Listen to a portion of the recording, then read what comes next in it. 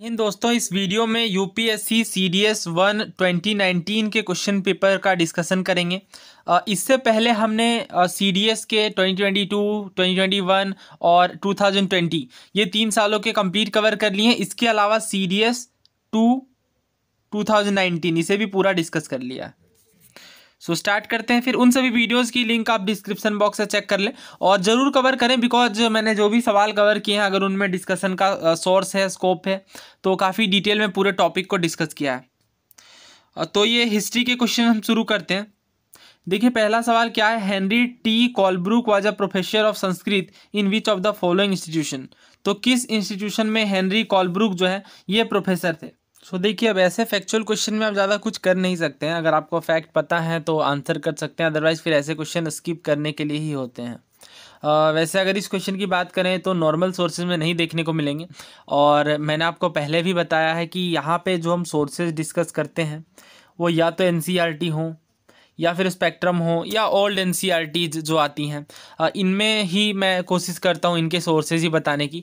अगर इस तरीके से हम चेक करेंगे सभी सोर्सेज को तो फिर कहीं ना कहीं तो इन्फॉर्मेशन मिल ही जाती है, बट फिर वो वर्थ इट नहीं होगा, बिकॉज रियल एग्जाम में आप उन्हीं क्वेश्चंस को कर पाएंगे जो या तो एनसीईआरटीज में हो या फिर स्टैंडर्ड बुक्स में हो, बिकॉज इन्हीं बुक्स का आप बार बार रिवीजन करें। इसके अलावा अगर किताबें बढ़ाएंगे तो एक दो सवाल तो देखने को मिल जाएगा, बट लॉन्ग टर्म में वो बेनिफिशियल नहीं होगा। खास करके मैं हिस्ट्री की बात कर रहा हूँ, बिकॉज हिस्ट्री में वन स्टॉप सॉल्यूशन मिलना मुश्किल होता है। इसका सही आंसर देखिए फोर्ट विलियम कॉलेज है। काफ़ी चर्चा का ये कॉलेज है। अगर आपने हिस्ट्री अच्छे से कवर की है, मॉडर्न हिस्ट्री, तो सिविल सर्विसेज में भी पूछा गया है, सीडीएस में भी कई बार सवाल देखे गए हैं। वैसे फोर्ट विलियम कॉलेज पर तो सिविल सर्विसेज में डायरेक्ट क्वेश्चन आया, बट मैं कवर नहीं करूंगा बिकॉज ये सब कुछ हमने ऑलरेडी कवर कर दिया है। आप प्रीवियस ईयर क्वेश्चंस की डिस्कशन को अच्छे से देखिए। 8th क्लास की एनसीईआरटी के डिस्कशन के टाइम पे भी हमने इस टॉपिक को कवर किया था। तो जो फोर्ट विलियम कॉलेज है ये कब फाउंड किया गया, तो 1800 में। क्या ईयर इंपॉर्टेंट है? हाँ, काफ़ी ज़्यादा इंपॉर्टेंट है। क्रोनोलॉजी बेस्ड क्वेश्चन आपको यहाँ से देखने को मिलेंगे, पास्ट ईयर में भी पूछे गए हैं। और फाउंडर का नाम देखिए बहुत ज़्यादा इंपॉर्टेंट है, आर्थर वेलेस्ली नहीं है, लॉर्ड वेलेस्ली है। ये दोनों भाई थे, और यहाँ पे आपको ध्यान ये रखना आर्थर वेलेस्ली की बात नहीं की जा रही, वेलेस्ली की बात की जा रही केवल। और ये गवर्नर जनरल थे, और इनके भाई जो है ये कमांडर आप कह सकते हैं, बिकॉज ब्रिटिश आर्मी में ये सर्व कर रहे थे, इनके ब्रदर। और कलकत्ता में ये 1800 में स्थापित किया गया। इसके बाद इम्पोर्टेंस की बात करें तो देखिए इम्पोर्टेंस जो था ये था ट्रेनिंग प्रोवाइड करना, ब्रिटिश ऑफिसर्स के लिए ट्रेनिंग प्रोवाइड करना। तो यही क्वेश्चन पूछ लिया गया था सिविल सर्विसेज में कि जो कॉलेज था यहाँ पे फोर्ट विलियम कॉलेज में किस चीज़ की ट्रेनिंग दी जाती थी, तो इस चीज़ का ध्यान रखिएगा। हाँ यही है, देखिए रिचर्ड वेलेस्ली नाम है और इनके भाई का नाम था आर्थर वेलेस्ली। तो आर्थर वेलेस्ली देकर के ऑप्शन में कंफ्यूज किया जाता है, बट रिचर्ड वेलेस्ली आपको ध्यान रखना है, क्योंकि पास्ट ईयर में आप देखेंगे तो ऐसे क्वेश्चन पूछे गए हैं इनफैक्ट सिविल सर्विसेज के द्वारा। तो ये सब कुछ वैसे तो हमने कवर किया है, बट ये चीज़ें अगर आप ध्यान में लेकर के चलेंगे तो कन्फ्यूजन से बचा जा सकता है। नेक्स्ट क्वेश्चन देखिए, अगेन ये एक टफ क्वेश्चन है। Which Indian social theorist had argued that the idea of a homogenised Hinduism was constructed through the cultural arrogance of post enlightenment Europe. यानी कि सोशल थ्योरिस्ट के द्वारा ये कहा गया कि जो होमोजिनाइज्ड हिंदुइज्म का आइडिया है ये cultural arrogance of post enlightenment Europe के द्वारा कंस्ट्रक्ट किया गया है। सही आंसर इसका आशीष नंदी है, ऑप्शन ए। बहुत डिफिकल्ट क्वेश्चन है, ऐसे क्वेश्चन रियल एग्जाम में मार्क करना काफ़ी डिफिकल्ट है। और देखिए किसी भी पेपर में आप देखें यूपीएससी के एग्ज़ाम में या कोई भी कम्पिटिटिव एग्जाम में, तो किसी एक सेक्शन को रिलेटिवली टफ बना दिया जाता है। तो इस क्वेश्चन पेपर में हम देखेंगे कि रिलेटिवली हिस्ट्री जो ये टफर साइड में है। 4-5 सवाल तो हैं थीम से, बट बाकी क्वेश्चंस करना काफ़ी डिफिकल्ट है। तो इस वजह से हालांकि कुछ सवाल इसमें से भी आपको देखने को मिल जाएंगे सुमित सरकार की बुक में, बट वो मैं रेफ़र नहीं करूँगा, रिकमेंड भी नहीं करूँगा, बिकॉज वो काफ़ी बल्कि बुक है, हिस्ट्री ऑप्शनल के लोग ज़्यादातर यूज करते हैं। तो बस ये मैं बताना चाह रहा हूँ कि कभी भी आप एक सब्जेक्ट के भरोसे एग्ज़ाम में ना जाएं या किसी भी सब्जेक्ट को स्किप ना करें। जैसे बहुत लोग ये करते हैं कि पूरी इकोनॉमिक्स स्किप कर दी या हिस्ट्री में कुछ भी नहीं पढ़ा कि पढ़ना ना पढ़ना बराबर होता है, इसलिए वैसा नहीं है। अगर आप सही तरीके से पढ़ेंगे तो 50% भी अगर आप टफ सेक्शन में अटेम्प्ट कर ले रहे हैं तो ये काफ़ी आप कह लें बेनिफिशियल होगा। तो फिलहाल इसका आंसर ए है। आगे बढ़ते हैं, बाकी के सवाल भी देख लेते हैं। ये तो इकोनॉमिक्स का क्वेश्चन है। सब प्राइम क्राइसिस के बारे में आपने सुना होगा अगर आपने इकोनॉमिक्स पढ़ी है तो। ये असल में इकोनॉमिक रिसेशन था, यूएसए में देखने को मिला। असल में होता ये है ना कि 2007 और 8 का जो फेज़ है, इनमें यूएसए के जो बैंक्स हैं ये बहुत ज़्यादा टीजर लोन्स देते हैं। टीजर लोन्स क्या होता है, इनिशियल ईयर में परसेंटेज जो है लोन चुकाने की ये काफ़ी कम होती है, बट जैसे जैसे साल बढ़ता है वैसे वैसे परसेंटेज भी बढ़ती जाती है। तो ऐसे लोगों को लोन दे दिया गया जो चुकाने में असमर्थ हैं, तो फिर इस कारण काफ़ी ज़्यादा प्रॉब्लम देखने को मिली और पूरी दुनिया ही इससे प्रभावित हुई, राइट। तो इस पर हम डिटेल में कभी बात करेंगे। फिलहाल आप ध्यान रखिए, इकोनॉमिक रिसेशन यानी आर्थिक मंदी से संबंधित है सब प्राइम क्राइसिस। न्यूज़पेपर में अक्सर ये वर्ड आपको देखने को मिल जाएगा। इंडिपेंडेंस एक्ट ऑफ 1947 के बारे में पूछा जा रहा है, तीसरा नंबर का सवाल देखिए। और नॉट आपको बताना है कि कौन सा जो बदलाव है ये नहीं लाया गया। पहला ये कहा जा रहा है कि गवर्नमेंट ऑफ इंडिया एक्ट 1935 को अमेंड कर दिया गया और एक अंतरिम कॉन्स्टिट्यूशन को प्रोवाइड करने की बात की गई। दूसरा ऑप्शन ये है कि इंडिया जो है अब डिपेंडेंसी नहीं रहा। तीसरा ऑप्शन ये है कि जो क्राउन है ये सोर्स ऑफ अथॉरिटी था जब तक न्यू कॉन्स्टिट्यूशन ना फ्रेम हो जाए। यानी क्राउन का मतलब ब्रिटिश क्राउन की बात की जा रही है, सोर्स ऑफ अथॉरिटी माना जाएगा इसे जब तक कि हमारा संविधान ना फ्रेम हो जाए। मतलब अभी भी जो रियल पावर है ब्रिटिशर्स के ही हाथों में है। और चौथा ये कहा जा रहा है कि जो गवर्नर जनरल है इंडियन डोमिनियन के कॉन्स्टिट्यूशनल हेड होंगे। देखिए दो बातें हैं। पहली बात तो ये कि इस तरीके के जो इंडियन इंडिपेंडेंस एक्ट हैं या फिर गवर्नमेंट ऑफ इंडिया एक्ट हैं, इसके अलावा रेगुलेटिंग एक्ट है अगर हम और पहले के टाइम में जाएं तो इसके बाद और भी कई तरीके के एक्ट हैं, तो ये मैंने कवर कर दिया है। इन्हें आप ज़रूर कवर करिए बिकॉज इनसे काफ़ी सारे प्रीवियस ईयर क्वेश्चन आए। हर पेपर में आपको 1-2 सवाल देखने को मिल जाएंगे। तो आई थिंक 50 क्वेश्चंस होंगे और हिस्ट्री प्लेलिस्ट में ये वीडियोस आपको देखने को मिल जाएंगे। और कुछ सेक्शन बाकी है, जैसे ये अभी तक हमने कवर नहीं किया है 1900 के, आई थिंक 1857 के बाद से, तो उसे भी हम जल्द कवर करते हैं। और दूसरी बात तो ये, पहली बात तो ये हो गई, दूसरी बात तो ये कि ऐसे सवाल में आप लॉजिक लगा करके भी आइडिया निकाल सकते हैं। जैसे इस तीसरे ऑप्शन को देखिए, क्या आपको लगता है 1947 में यानी आज़ादी के बाद क्राउन को सोर्स ऑफ अथॉरिटी माना जाएगा? बिल्कुल नहीं। फिर फ़ायदा क्या होगा ऐसे कॉन्स्टिट्यूशन फ्रेम करने का? तो इस वजह से सी गलत है, ऑप्शन सी यहाँ पे हमारा करेक्ट आंसर है। हालांकि और भी इसके इर्द गिर्द कई बातें हैं और भी कई पेरिफेरल पॉइंट्स हैं जो मैंने कवर किए हैं इनसे संबंधित, और जो सेक्शन बाकी है उन्हें भी हम जल्द कवर कर लेंगे। और बाकी के पॉइंट ध्यान रखिएगा, ये सारे पॉइंट क्योंकि ये सही हैं तो कल को फिर इनसे फ्रेम क्वेश्चन हो सकते हैं। ऐसा कई बार देखा गया कि ऑप्शन से उठा करके दोबारा सवाल बना लिया गया है। दोस्तों ये सवाल CAPF 2018 का है, बिल्कुल सिमिलर सवाल है। नॉट अ कैरेक्टरिस्टिक फीचर आपको बताना है इंडियन इंडिपेंडेंस एक्ट 1947 के बारे में। पहला ऑप्शन ये है कि जो इंडियन डोमिनियन है ये रेजिडुअरी टेरिटरी इनको मिलेगी, और Sindh, Balochistan, west province, east Bengal और नॉर्थ वेस्ट फ्रंटियर प्रोविंस, इन जो टेरिटरीज़ हैं इन्हें छोड़ करके। दूसरा देखिए, the act sought to lay down a constitution by the legislature will be of the British parliament, यानी इस एक्ट में ये प्रोविज़न लाया गया बेसिकली कॉन्स्टिट्यूशन का और लेजिस्लेटिव के द्वारा, जो कि ब्रिटिश पार्लियामेंट की विल से होगा। तीसरा ये कि इस एक्ट के द्वारा प्रपोज किया गया 2 इंडिपेंडेंट डोमिनियन को, और ये 2 इंडिपेंडेंट डोमिनियन आपको पता है कौन से हैं। चौथा ये कहा जा रहा है कि जो कॉन्स्टिट्यूएंट असेंबली है ईच डोमिनियन की, इनके पास अनलिमिटेड पावर होंगे और ये किसी भी कॉन्स्टिट्यूशन को अपनी सर्वसम्मति से फ्रेम कर सकती है। नाउ अगेन आप सोचिए, वही चीज़, वही लॉजिक जो हमने पिछले क्वेश्चन में लगाया था उसे आप ध्यान से समझिए और ट्राई करिए इस क्वेश्चन को आंसर करने की। बिकॉज एग्जाम में आप कभी भी श्योर नहीं होंगे कि जो चीज़ें आप पढ़ करके जा रहे हैं एग्जैक्टली उनसे ही सवाल बने, बट लॉजिक अगर आप लगाएंगे तो ऐसे सवाल बिल्कुल भी आप आसानी से कर सकते हैं। तो यहाँ पर क्या कह दिया गया, विल ऑफ ब्रिटिश पार्लियामेंट। तो ब्रिटिश पार्लियामेंट की विल से कॉन्स्टिट्यूशन फ्रेम किया जा रहा है, तो फिर ये कोई फ़ायदे वाली बात नहीं होगी डेफिनेटली। और अगर आपने हिस्ट्री पढ़ी होगी, मॉडर्न हिस्ट्री, तो काफ़ी आसानी से आप इन चीज़ों को रिलेट कर पा रहे होंगे। तो बी गलत है और हमसे इनकरेक्ट ही पूछा गया था, तो इस वजह से सही आंसर ऑप्शन बी है। तो अगर आप इस तरीके के क्वेश्चन करके जाते हैं अगर CAPF के लास्ट ईयर के, तो 2019 में ये आपको हेल्प करता। नेक्स्ट क्वेश्चन देखिए, तो तीसरा सवाल हमने कवर कर लिया। इसके बाद पॉलिटी के क्वेश्चन हैं तो इन्हें हम अलग से कवर करेंगे। एडमिनिस्ट्रेटिव ट्राइब्यूनल, ये भी पॉलिटी के हैं। नेक्स्ट हिस्ट्री का क्वेश्चन, यस, सो ये है हमारा नेक्स्ट हिस्ट्री का question. Which Arab scientist could be given the credit of christening the mathematical discipline of algorithm. देखिए क्या कहा जा रहा है कि किस अरब साइंटिस्ट के द्वारा किन्हें क्रेडिट दिया जाएगा मैथमेटिकल डिसिप्लिन एल्गोरिदम के विषय में। तो इसका सही आंसर है अल ख्वारिज़मी। अगेन ये एक टफ क्वेश्चन है और इसके सोर्स भी आप देखेंगे तो डायरेक्टली आपको नहीं देखने को मिलेंगे, हिस्ट्री ऑप्शनल की बल्कि बुक्स में देखने को मिलेंगे, जिन्हें मैं रेफ़र नहीं करूँगा। तो ऐसे क्वेश्चन से आप लर्निंग ले सकते हैं फ्यूचर के लिए, बिकॉज इनसे दोबारा सवाल रिपीट हो सकते हैं। हाँ, एक इससे रिलेटेड और मुझे क्वेश्चन ध्यान में आ रहा है, वो भी काफ़ी बार पूछा जा रहा है एग्जाम्स में। सो बेसिकली ये एक बुक है, बुक का नाम है जवामी उल हिकायत। ये जो बुक है ये सदरुद्दीन मोहम्मद औफ़ी के द्वारा लिखी गई है 13वीं सेंचुरी में।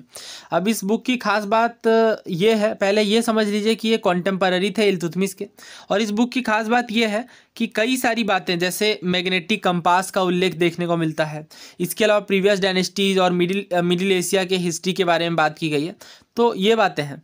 तो यहाँ पे क्वेश्चन ये बनता है, देखिए ये मैं आपको क्वेश्चन दिखाता हूँ, ये झारखंड पीएससी में पूछा गया 2016 में। The earliest reference of the use of magnetic compass in the Indian she was, यानी इंडियन सी में मैग्नेटिक कंपास के इस्तेमाल की पहली बार रेफरेंस किनके द्वारा दी गई? तो इसका सही आंसर क्या होगा फिर? Option C, Sadruddin Mohammad Aufi, right. Marco Polo, Ibn Battuta, Niccolo Conti, ये तीनों नहीं होंगे, बल्कि ऑप्शन सी सही है। तो कई बार ये बुक के नाम पूछ लिए जाते हैं, हालांकि स्टेट पीएससी में ही पूछे गए हैं, बट ये कभी भी सीडीएस एनडीए इनमें देखने को मिल सकते हैं। तो बुक का नाम ध्यान रखिएगा, बुक का नाम है जवामी उल हिकायत। वैसे ये पूछा भी गया, दोबारा पूछा जा सकता है। तो 3 बातें ध्यान रख लीजिएगा। पहला तो ये कि कंपास के बारे में बात की गई है, दूसरा ये कि ऑथर का नाम, और तीसरा बुक का नाम। ये इंपॉर्टेंट है। अगला सवाल देखिए, अल्लादी कृष्णा स्वामी अय्यर के बारे में पूछा जा रहा है। ये मेंबर थे ड्राफ्टिंग कमेटी के। ओके, तो ड्राफ्टिंग कमेटी के बारे में आपको पता होगा, मसौदा समिति कहते हैं, और इनके हेड थे ऑब्वियसली डॉक्टर BR अम्बेडकर। कितने मेंबर थे और इन मेंबर का नाम आप लिखें कमेंट बॉक्स में। देखिए पहला कथन यह है कि इन्होंने फेवर किया सुप्रीम कोर्ट के रोल को कि इंपॉर्टेंट डिसीजन लेने में, और को संविधान के इंटरप्रिटेशन की जब बात आएगी तो सुप्रीम कोर्ट का रोल देखने को मिलेगा। दूसरा कथन यह है कि इन्हें ये लगता था कि सुप्रीम कोर्ट जो है ये has to draw the line between liberty and social contract. तो सोशल कॉन्ट्रैक्ट का कॉन्सेप्ट काफ़ी फेमस है पॉलिटी के अंदर, और तो लिबर्टी और सोशल कॉन्ट्रैक्ट के बीच जो लाइन ड्रॉ करनी है ये सुप्रीम कोर्ट के हाथों में पावर होनी चाहिए। तीसरा ये है कि ही believed in the dominance of executive over the judiciary. तो जुडिशरी का डोमिनेंस एग्जीक्यूटिव के द्वारा किया जाए, ऐसा ये मानते थे। चौथा ये है कि डिक्टोरियल फॉर्म ऑफ गवर्नेंस की जाएगी, इनके द्वारा फेवर की गई। ऐसे एक्सट्रीम स्टेटमेंट्स आप तुरंत ही एलिमिनेट करें, बिकॉज डिक्टेटरशिप की बात क्यों की जाएगी ऑब्वियसली। तो ये 4 तो गलत है, 4 को ही एलिमिनेट करने से 2 एलिमिनेट हो जाते हैं। तीसरा अगर आप देखें तो अगेन यहाँ पे डोमिनेंस क्यों की जाएगी भैया? बैलेंस की बात होगी ना, balance between judiciary, executive and legislature. तो ये गलत है। केवल आपको जनरल आइडिया, तो ऐसे क्वेश्चन आपको स्किप नहीं करने हैं, बिल्कुल भी नहीं। करेक्ट आंसर ऑप्शन ए है। अब यहाँ पे 2 हिस्ट्री के टफ क्वेश्चन देखने को मिलेंगे। पहला ये कि बॉम्बे सेक्रेटरीट को किनके द्वारा डिज़ाइन किया गया 1870 के दशक में? कुछ तो आप एलिमिनेट कर सकते हैं अगर आपने अच्छे से पढ़ा है और समझा है इन चीज़ों को। तो सही आंसर इसका देखिए क्लेयर विल्किंस है। 1870s में इनके द्वारा बॉम्बे सेक्रेटरीट को डिज़ाइन किया गया है, और ये ऐसे सवाल आपको लूसेंट में चार्ट बना करके लास्ट में देखने को मिल जाएगा, वहाँ से ही आप कवर कर सकते हैं। हालांकि इतना याद रखना पॉसिबल नहीं होता है। नेक्स्ट देखिए, कलकत्ता में महाकाली पाठशाला के फाउंडर कौन थे? हर होलीनेस माताजी महारानी तपस्विनी। ऑप्शन ए करेक्ट है। तीसरा ऑप्शन यहाँ से वैसे सबसे ज़्यादा इंपॉर्टेंट मुझे दिख रहा है, मैडम ब्लावस्की। तो आपको ध्यान होना चाहिए, हमने कई बार कवर भी किया है। TS ऑलकोट और मैडम HP ब्लावस्की के द्वारा थियोसॉफिकल सोसाइटी के, तो नाम ध्यान रखिएगा मैडम ब्लावस्की का। बाकी के ऑप्शन अगर हम देखें, सिस्टर निवेदिता। देखिए सिस्टर निवेदिता जो है ये शिष्या है स्वामी विवेकानंद जी की, तो ध्यान रखिएगा। वैसे इनका वास्तविक नाम कई बार पूछ लिया जाता है, तो ये आयरलैंड से थी और इनका वास्तविक नाम था मार्गरेट एलिजाबेथ नोबल। तो ये नाम भी ध्यान रखिएगा, राइट। और इसके अलावा एक और बात ध्यान रखिएगा कि ये स्वामी विवेकानंद से जुड़ती हैं, स्वामी विवेकानंद के कार्यों से जब जुड़ती हैं तो काफ़ी सारा इनके द्वारा सराहनीय कदम उठाए जाते हैं, जैसे गर्ल्स के लिए स्कूल खोलना। इसके बाद ये काफ़ी क्लोज भी होती हैं हर होलीनेस शारदा देवी जी के। तो इस तरीके से रामकृष्ण मिशन के साथ जुड़ करके काफ़ी सारा कार्य इनके द्वारा किया जाता है। सरोजनी नायडू जी की बात करें तो आपको पता ही है 1925 में कानपुर सेशन में कांग्रेस की अध्यक्षता करती हैं। ये ध्यान रखिएगा, ये बहुत बार ईयर पूछ लेते हैं और जगह का नाम पूछ लेते हैं, राइट। तो इंपॉर्टेंट है, ध्यान रखिएगा। लेकिन क्वेश्चन कभी कभी इस तरीके से पूछा जाता है कि आईएनसी की पहली महिला अध्यक्ष कौन थी, तब तो आंसर डायरेक्टली अगर पूछ लिया गया है तब तो आंसर एनी बेसेंट होगा। लेकिन अगर फर्स्ट इंडियन वुमेन की बात की जाएगी तब आप ध्यान रखिएगा कि सरोजनी नायडू का नाम आएगा 1925 में कानपुर में। इसके अलावा एक और बात इंपॉर्टेंट है, फर्स्ट फीमेल गवर्नर किसी भी इंडियन स्टेट से, तो सरोजनी नायडू। इसके अलावा देखिए एक और सवाल है जो पूछा जाता है, हालांकि इतना टफ नहीं पूछते बट कभी कभी देखा है मैंने क्वेश्चन। महर मुनीर के नाम से ये 12 साल की उम्र में ही पर्शियन लैंग्वेज में बुक लिखती हैं, जो काफ़ी ज़्यादा इंप्रेस करता है हैदराबाद के नवाब को। तो ये कुछ इंपॉर्टेंट पॉइंट थे। सही आंसर यहाँ पे फिलहाल ऑप्शन ए है। हाँ, यहाँ से आपको कुछ यूनिक सवाल देखने को मिलेंगे। देखिए ये क्वेश्चन देखिए 28 नंबर का, किस यूरोपियन रूलर के द्वारा ये कहा गया, bear in mind that the commerce of India is the commerce of the world, he who can exclusively command it is the dictator of the Europe. यानी दिमाग में इस बात को रखिए कि जो इंडिया का कॉमर्स है वो पूरी दुनिया का ही कॉमर्स है, यानी जो इंडिया के कॉमर्स को डिक्टेट करेगा वो पूरी यूरोप का डिक्टेटर कहलाएगा। किसके द्वारा कहा गया, queen Victoria, Peter the great of Russia, Napoleon Bonaparte या गुस्ताव अडोल्फ। सो ये स्पेक्ट्रम है, स्पेक्ट्रम का पेज नंबर 75, चैप्टर का नाम है India on the eve of British conquest.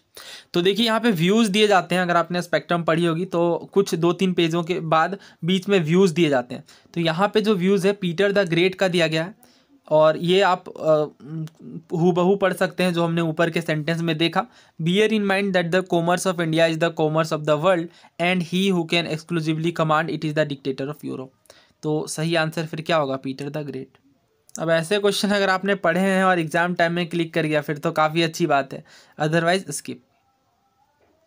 अगला सवाल देखिए,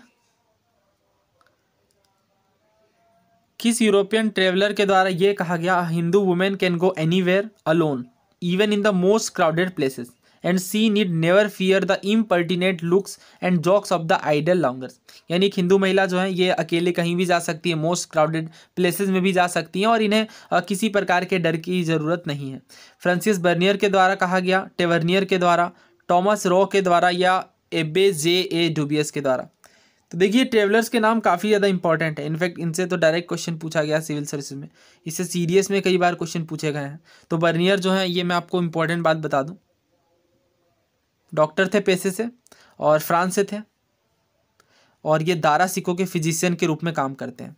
दारा सिको कौन थे, दारा सिको कौन थे, तो ध्यान रखिएगा दारा सिको शाहजहाँ के बड़े बेटे थे और औरंगजेब के भाई, तो इनके ये फिजिशियन थे। तो कई बार औरंगजेब ऑप्शन में दे दिया जाता है, तो आपको कंफ्यूज नहीं करना है, दारा सिको आपको टिक करना है। और टेवर्नियर की बात करें तो डायरेक्ट क्वेश्चन 2018 में पूछा गया सिविल सर्विसेज में, ये फ्रेंच जेम मर्चेंट थे, यानी हीरो के व्यापारी। इनफैक्ट माना जाता है कोहिनूर हीरा भी इन्होंने सेल किया या फिर परचेज किया, बेसिकली कोहिनूर हीरे से ही संबंधित है, कई सारी किताबें भी लिखी है इन्होंने कोहिनूर से संबंधित। टॉमस रॉ की अगर बात करें तो ये तो आपको पता ही है, जहांगीर के दरबार में आते हैं। तो इसका सही आंसर देखिए तीनों में से कोई नहीं है, सही आंसर ऑप्शन डी है, एबे जे ए डुबियस। तो इसी चैप्टर में आप देख सकते हैं स्पेक्ट्रम का ही जो चैप्टर है India on the eve of British conquest, page number 77 में। अगेन ये बॉक्स है और बॉक्स में व्यू दिए जाते हैं, और ये देखिए एबे डुबियस के बारे में बताया जा रहा है। 19th सेंचुरी के शुरुआत में इन्होंने कमेंट किया था, a Hindu women can go anywhere alone even in the most crowded places and she need never fear the impertinent looks and jokes of the idle loungers. तो सही आंसर फिर क्या होगा, एबे डुबियस। तो आप समझ सकते हैं फिर स्पेक्ट्रम के व्यूज़ वाले सेक्शन भी इंपॉर्टेंट बन जाते हैं कभी कभी। अगला सवाल देखिए, प्लेग्स एंड पीपल्स, ये टफ क्वेश्चन है, ये नॉर्मल सोर्सेज में नहीं देखने को मिलेगा, लेकिन ये बुक काफ़ी ज़्यादा इंपॉर्टेंट है, बहुत बार रिपीट भी हुआ है एग्जाम्स में। दोस्तों देखिए इसका सही आंसर जो है ये विलियम एच मैकनील है, और ये क्वेश्चन तो CDS 1 2019 का है, बट यही सेम सवाल CDS 2 2019 में पूछ लिया गया। तो मतलब वही बात है कि अगर आप ऐसे सवाल अच्छे से प्रिपेयर कर लें और दोबारा अगर रिपीट कर जाए तो फिर इससे अच्छी बात कुछ नहीं होगी।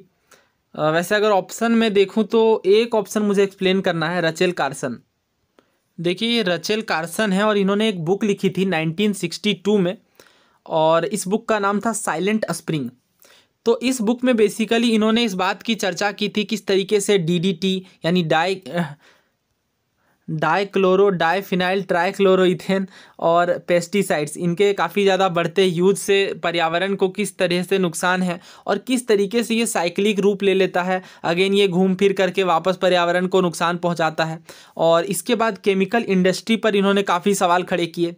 तो इस तरीके से इन्वायरमेंटल इश्यूज़ को शुरू करने में इनका काफ़ी प्रमुख योगदान है। जो पर्यावरण से संबंधित मुद्दे हैं, क्योंकि ये 1962 की हम बात कर रहे हैं, चारों तरफ डेवलपमेंट की बात देखने को मिल रही थी, उस टाइम पे इन्होंने पर्यावरण के मुद्दों को उठाया और इस तरीके से इनकी जो बुक है साइलेंट स्प्रिंग, ये काफ़ी चर्चा का विषय बनी। अगर बुक के नाम की बात करें तो साइलेंट स्प्रिंग नाम इसलिए रखा गया क्योंकि जो पेस्टिसाइड्स थे ये साइलेंटली जो है ये लाइफ को किल कर रहे थे और इस तरीके से साइलेंट स्प्रिंग नाम दिया गया। बिकॉज स्प्रिंग सीजन जो है आप समझ सकते हैं, ऑब्वियसली ये पर्यावरण से काफ़ी ज़्यादा जुड़ा हुआ है और इस तरीके से इन्होंने इन्वायरमेंटल मूवमेंट की शुरुआत की अपने बुक के साथ।